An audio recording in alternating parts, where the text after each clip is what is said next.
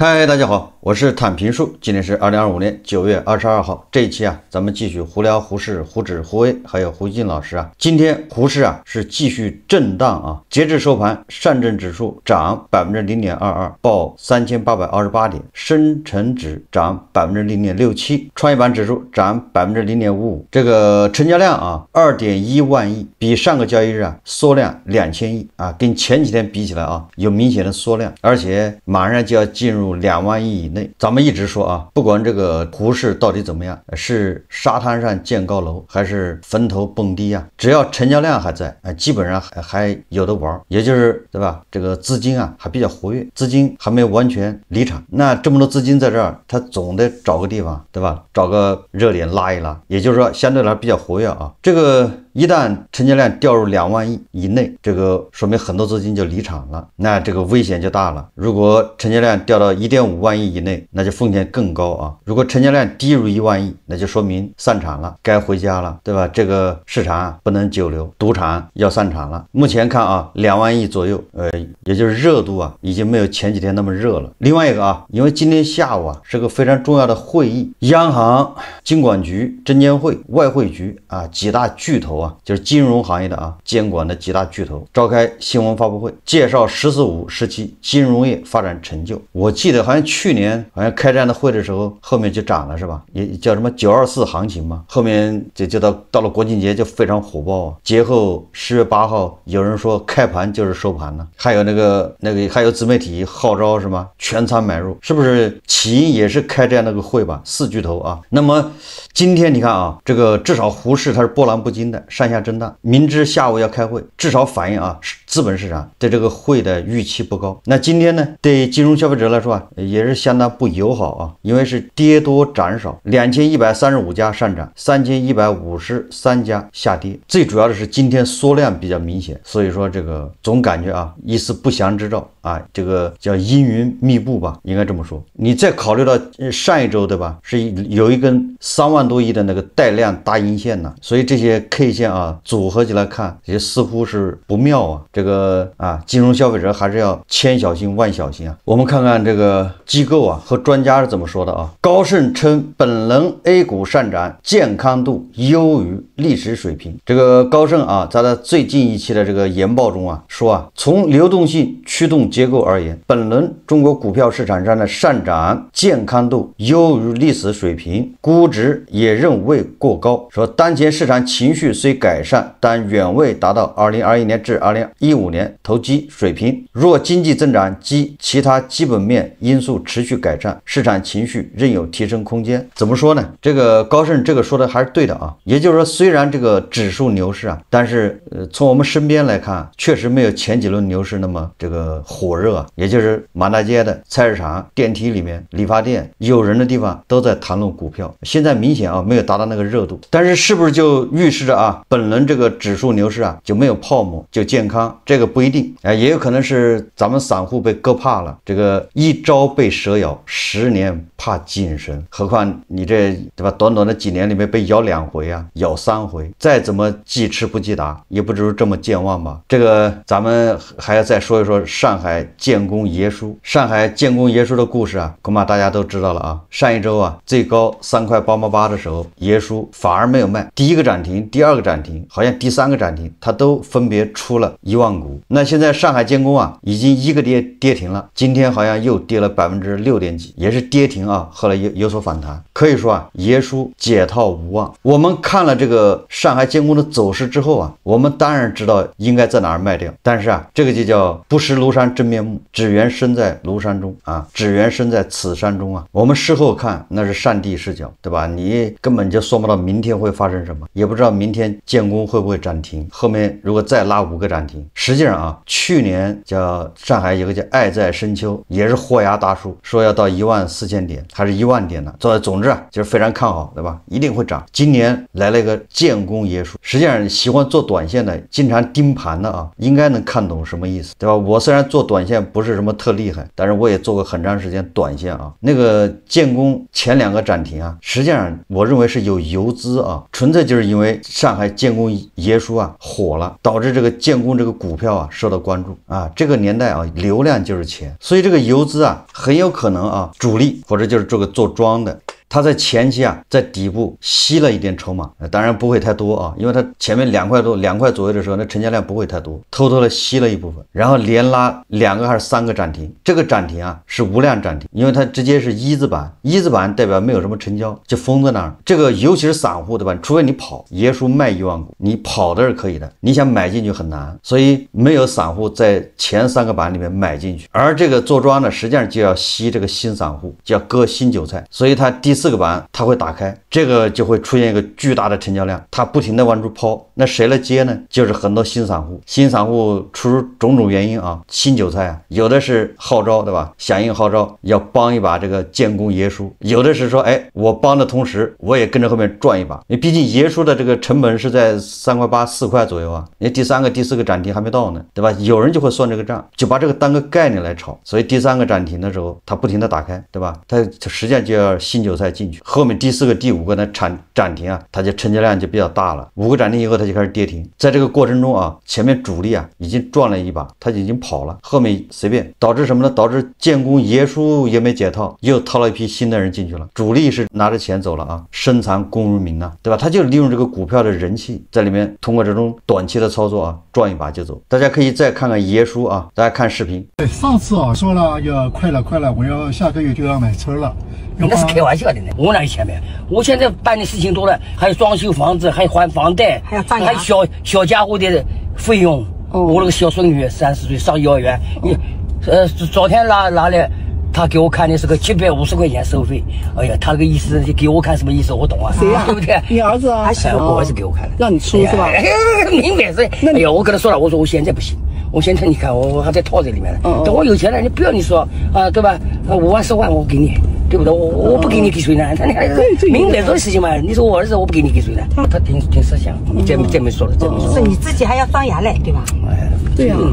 我为什么劝大家不要炒股呢？你看看爷叔被套10年，最后还被人利用一把，完了自己还是没有解套，还是在对吧苦苦的等待解套啊。现在是牛市啊，如果这个时候还不能解套，你说爷叔他这个心里是不是7上8下的？这个指数眼看着就顶不住了，如果指数往下走，那他解套更没有希望。照这个建功的这个走法，那指数涨到4000点，爷叔也不一定能解套。爷叔已经被套了12年，后面还不知道爷叔有几个12年。爷叔有太多的事情要办了。爷叔这个钱本来他不该炒股的，他这个钱本来应该用来买房子、装修房子，或者是给儿子买辆车，或者是补贴家用。前后投了80多万进去了，比胡一静老师还多10万，对吧？大家有没有发现，爷叔这80万实际上已经严重的影响到他生活了。胡一静老师70万不影响他的生活啊，对吧？那胡一静老师私房钱，胡一静老师不仅有退休金，他那个自媒体收入还不少，说不定还有那个开会的时候还有红包。所以胡一静老师他炒股涨跌不在乎，心态很好，玩得起，对吧？如果跌了啊，胡一静老师说赔了只剩5万，他就要去跳楼，那也不是说他输不起，而是说面子搁不住啊，不是说他物质上经受不住打击，是他面子经受不住打击。而这个爷叔你看啊，明显的影响到生活，牙也没钱补，我看他这一次补牙的愿望恐怕又要落空，对吧？这买车呢就更没可能了，他的按揭贷款还没还完。爷叔的儿子啊，据说已经50多岁了，怎么还会有一个3岁的小孙女呢？这个我不太清楚啊。但是你看啊，爷叔的儿子50多岁了，还跟爷叔要钱，对吧？给孙女儿交那个700块钱，我觉得这个首先这个应该是不对。儿子都快退休了，你还跟老爷子要钱。但是反过来，我们要从这个爷叔角度来说啊，这何尝不是一种悲哀呢？对吧？自己80多岁了，给孙女儿几百块钱，他说没有，我现在被套着呢，道尽了中国股民小散户的心酸。这样的小散户有多少啊？真正说在胡市赚钱的，你要说建功爷叔没赚钱，这说的也不对啊，毕竟人家是6块钱涨到14、15、16，赚了这个80、90万呢，是赚过钱的啊。也就是说啊，我们每一个散户，你要在某一个过程、某一段时间里面，你说不定都是赚过钱的，可能还没少赚。但是最终的结局就像上海建功爷叔一样，每天就吃一碗泡面，这10几年过得紧巴巴的，哎，裤子都不补，对吧？股民的这种人生有什么意义呢？哎，这就是我啊，每次不厌其烦的劝大家啊，远离这个赌场。实际上，我们仔细想一想，爷叔啊，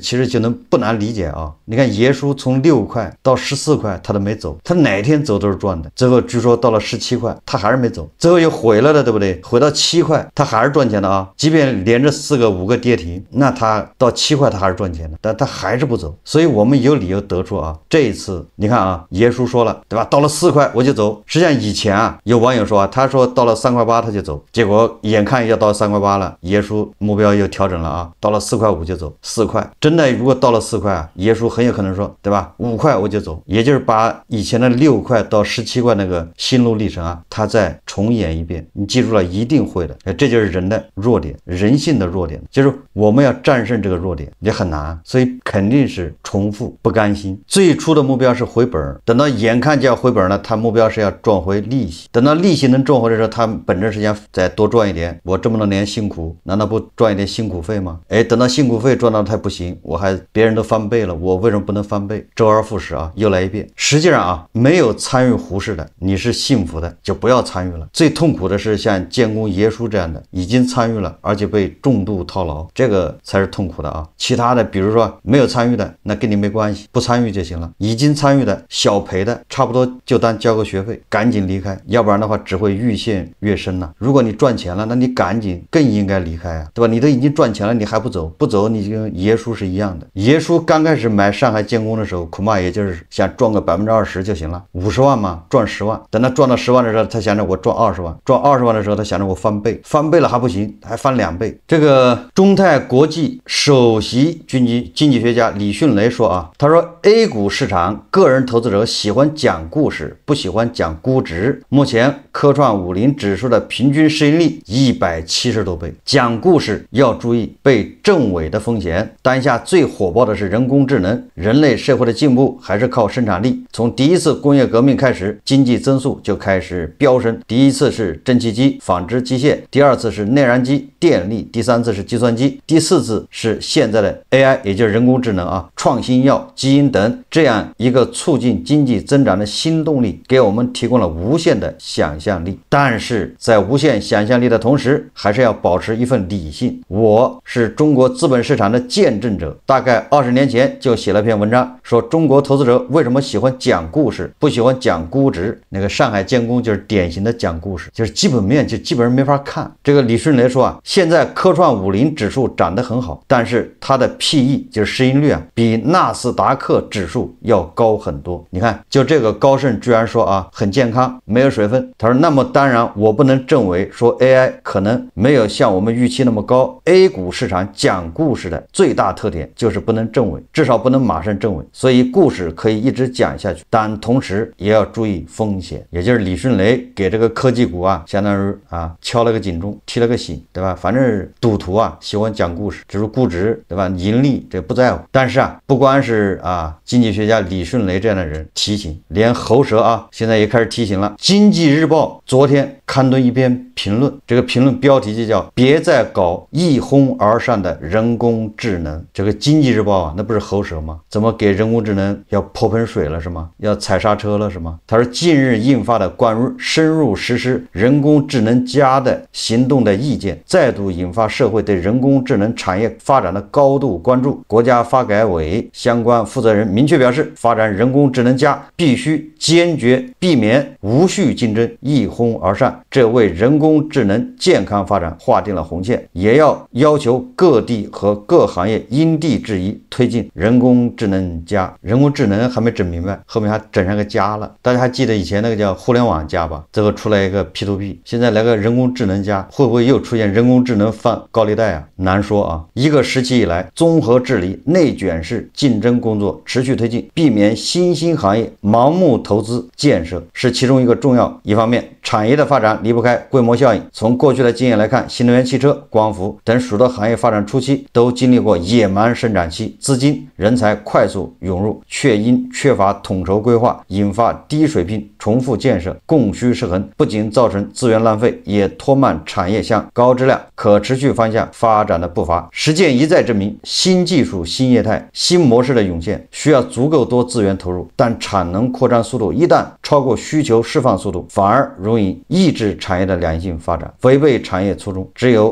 规模扩张的同时，在技术突破、应用落地和商业模式创新等关键环节厚植基础，产业才能更快步入可持续发展阶段。发展人工智能同样需要坚持循序渐进、合理布局，也就是现在要严防啊，要杜绝人工智能一哄而上，对吧？什么玩意都披个人工智能的外衣，不就是讲故事吗？我们再看看这个胡一金老师啊，刚才说了啊，胡一金老师他虽然投入的钱也不少啊，但是他比上海建工、爷叔啊，他们不同的地方是，爷叔相当于把自己所有的钱都放到胡适去了，完了把自己的养老金每个月拿3000出来定投到胡适，就是上海建工。而胡一金老师掏出的钱呢，只是他的对吧9牛1毛，是胡一金老师众多的私房钱的里面的一小部分。所以你看啊，胡一金老师他这个炒股的理念跟爷叔是一模一样。胡一金老师信奉的是我不卖你怎么割，对吧？胡一金老师说了，我被套住我就是不卖，拿他10年20年。也跟爷叔一样嘛，但是胡一金老师显然啊，他没有爷叔这么好的命。爷叔一买之后他就赚钱了，而且翻了2倍。胡一金老师没有尝到这么好的甜头。胡一金老师今天啊，他评论了这个波兰啊关闭与白俄罗斯的边境，这个咱们以前节目也说了啊，这个波兰跟白俄罗斯之间啊，现在这个气氛比较紧张啊，由于白俄罗斯和俄罗斯啊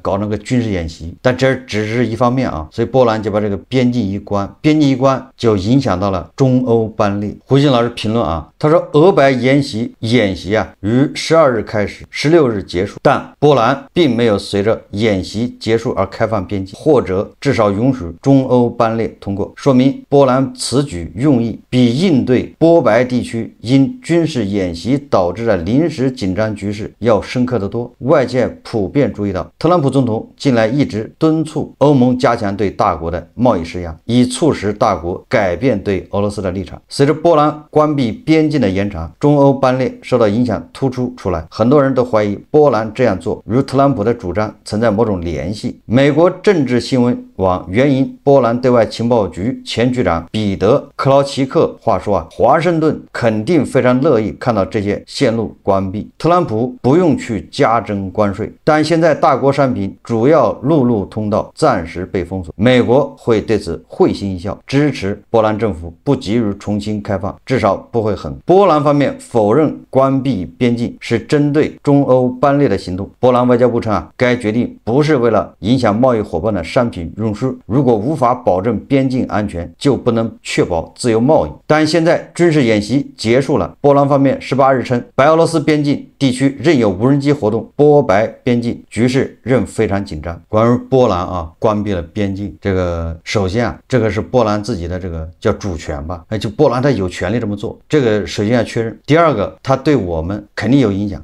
你别管这个中欧班列它占货运量的多少，对吧？有多少是必须要走波兰的、白俄罗斯的，对吧？或者说能通过其他的线路啊，我记得还有一条线路啊是到阿塞拜疆吧，然后再走里海啊，坐船，就是那个火车啊上船，然后再过里海，然后再上轨道，好像有这么一条线路。就不管你有没有替代的路线啊，这肯定对中欧班列有影响。那但是这个责任在谁呢？首先第一个啊，就是说波兰把这个边境一关，它影响的光是中欧班列吗？所以没有必要非把这个屎盆子往自己头上扣啊，认为波兰就是跟我们过不去。所以这个胡一金啊，就是有点过于这种，就像那个俗话说的啊，网上说你这时候找骂，人家在那骂人呢，你把脑袋伸过去，说是骂我是吧？对吧？那个你看波兰和白俄罗斯之间这条铁路，难道仅仅跑中欧的班列的吗？中欧班列占那条铁路的运量才多少啊？或者专挑你这个大国来，我就是针对你的，所以我把这个整个铁路给它关掉。如果说他是针对大国的，那他就是检查你是中欧班列，我就不让你过，不批，对吧？其他的什么货运我都批，这也叫针对你，这也叫配合特朗普。所以说这个胡一金啊，那就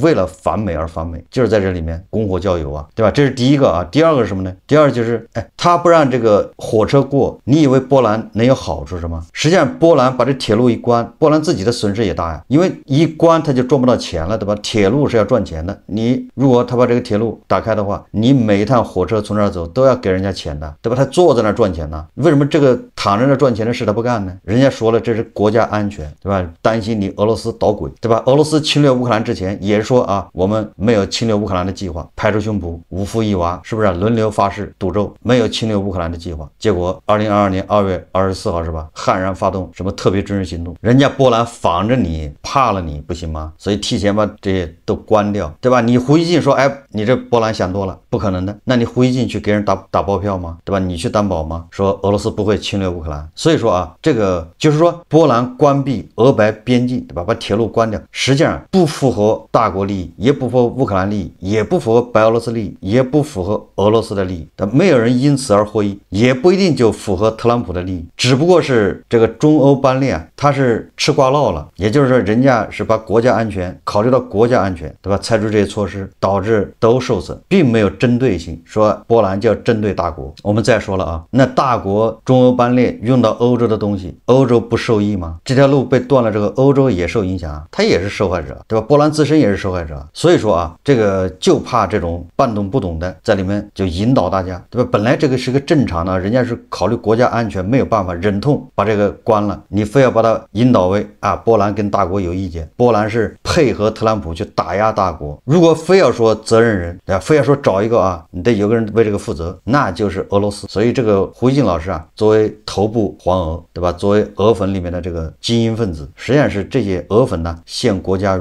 不义，对吧？让各国啊另眼看待大国，实际上是欧洲各国，尤其是东欧这个国家，他是对俄罗斯极端不信任。你只有俄粉，对吧？对俄爹是无条件信任。你看看那个俄罗斯侵略乌克兰之前，胡锡进、加特老师还一大堆人在那儿做节目，对吧？胡锡进老师就嘲笑拜登的情报不准，天天说俄罗斯要侵略乌克兰，哪里侵略了？直到2022年2月24号那天，他们才把嘴闭上，然后又换一个面孔说钢铁洪流、一字缠舌、闪电战，对吧？1小时22分，乌克兰完了，结果又被打脸，黄俄就是健忘，对吧？这一切都是俄罗斯引起的，所以说这个黄俄要找责任，对吧？要骂你得骂俄罗斯，你骂谁都骂不着。波兰的一个自保行为却被刻意解读为针对大国，所以说这些人叫其心可诛啊。好，这期节目咱们就聊到这里，感谢大家收看。如果喜欢我的节目，欢迎订阅转发，也可以在下方留言评论，谢谢大家。